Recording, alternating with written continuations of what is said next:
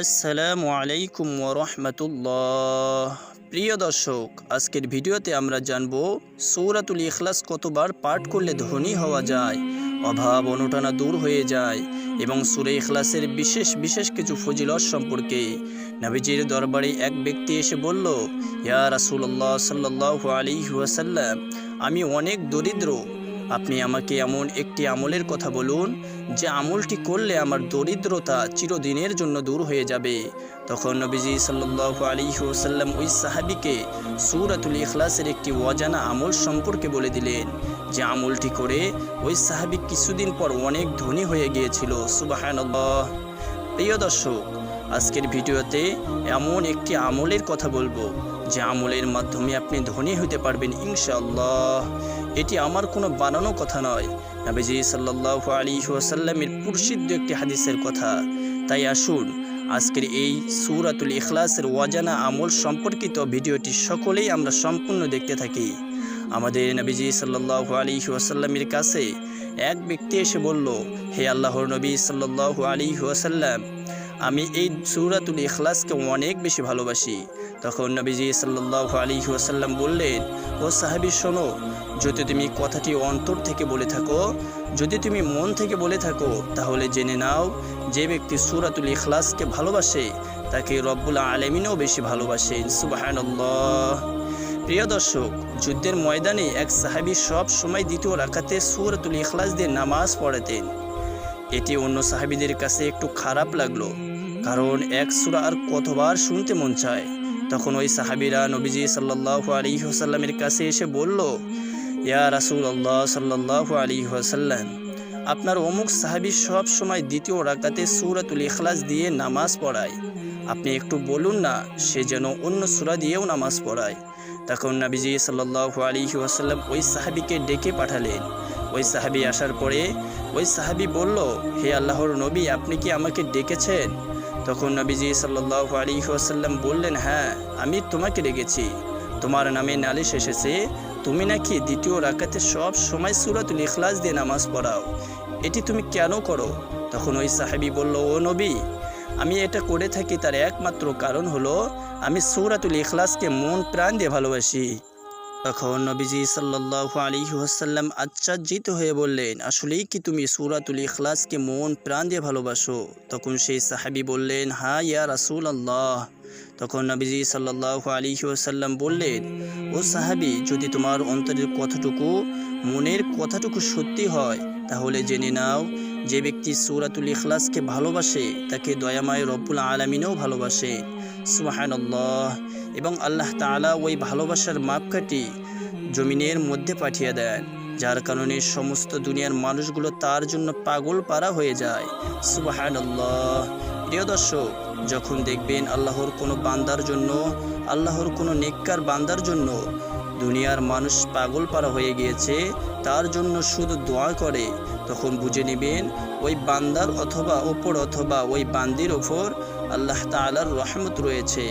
আল্লাহ তাআলা ওই বান্দা অথবা বান্দিকে ভালোবাসেন। সুবহানাল্লাহ। এটি হলো এক নাম্বার আমল। দ্বিতীয় নাম্বার আমল হলো সূরাতুল ইখলাস পাঠে পবিত্র কুরআনুল কারীমের সম্পূর্ণ পাঠের সওয়াব পাওয়া যায়। নবীজি সাল্লাল্লাহু আলাইহি ওয়াসাল্লাম বলেন, ও সাহাবে কিরামেরা, তোমরা সবাই একটু সামনের দিকে এগিয়ে এসে বসো। তখন সব সাহাবীরা নবীজি সাল্লাল্লাহু আলাইহি ওয়াসাল্লামের সামনে এগিয়ে আসলেন। নবীজি তখন বললেন, আমি কি তোমাদেরকে এমন একটি আমলের কথা বলবো যে আমলটি যদি তোমরা একবার পড়ো, পবিত্র কুরআনুল কারীমের 10 পারা খতমের সওয়াব পেয়ে যাবে। যদি তোমরা 2 বার পড়ো, পবিত্র কুরআনুল কারীমের 20 পারা খতমের সওয়াব পেয়ে যাবে। যদি তোমরা 3 বার পড়ো, আল্লাহ তাআলা তোমাদেরকে পবিত্র কুরআনুল কারীমের সম্পূর্ণ খতম করার সওয়াব দিয়ে দিবেন। সুবহানাল্লাহ। সাহাবে কিরাম তো ছিল আমলের জন্য পাগল পারা। সাহাবে কিরাম বললেন, ইয়া রাসূলুল্লাহ সাল্লাল্লাহু আলাইহি ওয়াসাল্লাম, বলুন কোন সেই আমল?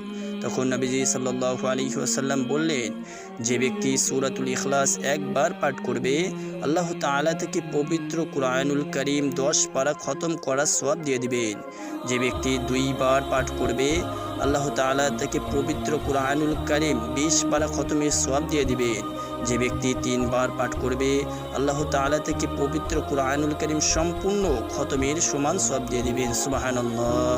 প্রিয় দর্শক, আল্লাহ তাআলা জানেন যে আমার কিছু কিছু বান্দা এমন থাকবে যে কুরআনুল কারীম পড়তে পারবে না, গাফলাতি করে কোরআন পড়বে না। আমি আল্লাহ সেই বান্দা বান্দীদের জন্য এই সুবর্ণ সুযোগের ব্যবস্থা করে দিয়েছি।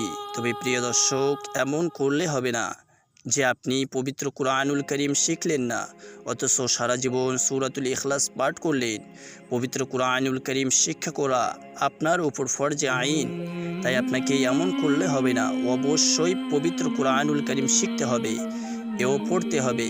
প্রিয় দর্শক, দ্বিতীয় নাম্বার আমল আমরা কি পেলাম?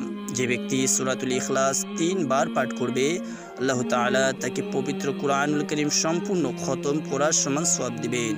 তৃতীয় নাম্বার আমল হলো, যে ব্যক্তি সূরাতুল ইখলাস 2 বার পাঠ করবে আল্লাহ তাআলা তাকে জান্নাতি মহল দান করবে। সেই মহল থাকবে ৭০,০০০ দরজা। এইবার একটু ভাবুন যে ওই জান্নাত কতটুকু বড় হবে। আল্লাহু আকবার। নবীজি সাল্লাল্লাহু আলাইহি ওয়াসাল্লাম হাদিসের মধ্যে বলেন, আমার একটি গরিব উম্মত সবচাইতে ছোট যে জান্নাত পাবে সে জান্নাতটা হবে এরকম 10টা দুনিয়ার সমান। আল্লাহ তাআলা বলেন, এমন জান্নাত আমি তোমাদের জন্য তৈরি করেছি যে জান্নাতে গিয়ে যা চাইবে তাই পাবে। সুবহানাল্লাহ। নবীজি সাল্লাল্লাহু আলাইহি ওয়াসাল্লাম বলেন, এক ব্যক্তি শোয়া অবস্থায় রইল, সে দেখলো তার উপর দিয়ে একটি পাখি উড়ে উড়ে যাচ্ছে। তখন সে ভাবতে লাগলো, ইস, যদি পাখিটি খেতে পারতাম।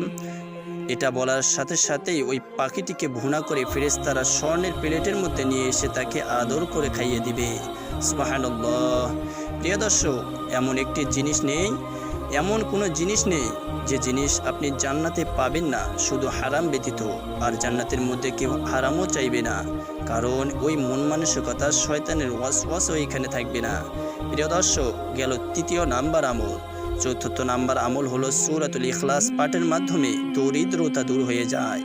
নবীজি সাল্লাল্লাহু আলাইহি ওয়াসাল্লামের কাছে একজন সাহাবী অথবা একজন ব্যক্তি এসে বলল, হে নবী, আমি একেবারেই দরিদ্র, আমার ঘরের মধ্যে থেকে দরিদ্রতা দূর হচ্ছে না। আপনি এমন একটি আমলের কথা বলুন যে আমল করলে আমি ধনী হতে পারবো। তখন নবীজি সাল্লাল্লাহু আলাইহি ওয়াসাল্লাম বললেন, ও সাহাবী, শোনো, যখন তুমি ঘরে প্রবেশ করবে তুমি সালাম দিয়ে ঘরে প্রবেশ করিও এবং সূরাতুল ইখলাস পাঠ করে ঘরে প্রবেশ করিও, তাহলে তোমার ঘর থেকে দরিদ্রতা দূর হয়ে যাবে। এই আমলটি কিছুদিন পর্যন্ত সাহাবী করার পর দেখা গেল যে ওই সাহাবী এতটাই ধনী হলো যে সে আর দরিদ্র রইল না। সুবহানাল্লাহ। ওই সাহাবী এসে বলল, ও নবী, আপনি যে আমলের কথা আমাকে বলেছেন সে আমলের মাধ্যমে আমি ধনী হয়ে গিয়েছি। আল্লাহু আকবার। আর পঞ্চম নাম্বার আমল হলো, যে ব্যক্তি সূরাতুল ইখলাস দৈনিক 200 বার ওযুর সাথে পাঠ করবে আল্লাহ তাআলা তাকে 2000 রাকাত নফল সালাত আদায়ের সওয়াব দিবেন। গায়বী খাজানা থেকে রিজিক দান করবেন, আল্লাহ তাআলার রাগের 300 দরজা বন্ধ করে দেবেন, জান্নাতের 70টি মহল দান করবেন এবং সর্বশেষ পুরস্কার হলো আল্লাহ তাআলা থেকে মৃত্যুর পর তার জানাজায় হাজারো লাখো ফেরেশতা শরীক করবেন। এবার একটু ভাবুন প্রিয় দর্শক, যে ব্যক্তির জানাজায় ফেরেশতারা শরীক হয় তাহলে সেই ব্যক্তি কি জান্নাতি হবে নাকি জাহান্নামী? পাপী বান্দাদের জানাজায় কখনোই ফেরেশতারা আসবে না। তো প্রিয় দর্শক, এই ছিল আজকের আমাদের ভিডিও, অত্যন্ত গুরুত্বপূর্ণ একটি ভিডিওটি যদি ভালো লাগে অবশ্যই চ্যানেলটিকে সাবস্ক্রাইব করে দিবেন, পাশে থাকা বেল বাটন থেকে অল বাজিয়ে দিবেন এবং অন্য মুসলমান ভাই এবং বোনদের কাছে ভিডিওটি শেয়ার করে দিবেন যেন তারাও দেখে আজকের এই আমল করতে পারে। আসসালামু আলাইকুম ওয়া রাহমাতুল্লাহ।